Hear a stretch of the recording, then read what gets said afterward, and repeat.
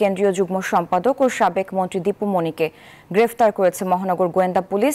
রাজধানীর বারিধারা ডিওএইচএস থেকে তাকে গ্রেফতার করা হয়। পরে তাকে রাজধানীর মিন্টু রোডের ডিবি কার্যালয়ে নিয়ে আসা হয়। ডিবি কার্যালয় থেকে এ বিষয়ে সবশেষ খবর জানাতে আমাদের সাথে সরাসরি যুক্ত হচ্ছেন সহকর্মী নাহিদ প্রিন্স। নাহিদ, কখন আদালতে নেওয়া হতে পারে?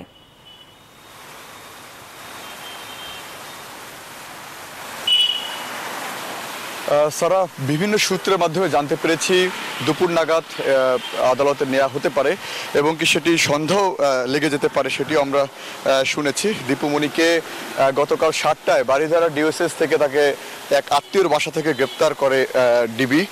তারপরে তাকে রাত 8টার মধ্যে ডিবি কার্যালয়ে নিয়ে আসা হয়। আজকে তাকে কোর্টে তোলার কথা বিকেল 3টের পরে বা সেটি সন্ধ্যে 7টার মধ্যে হতে পারে।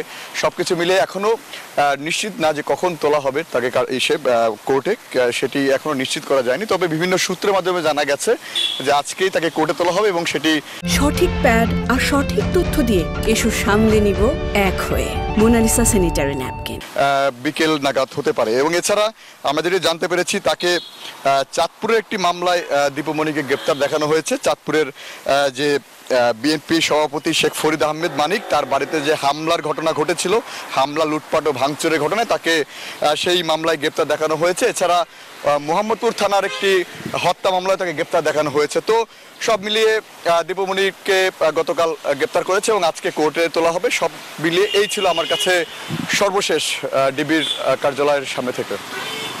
নাহিদ, আপনাকে ধন্যবাদ।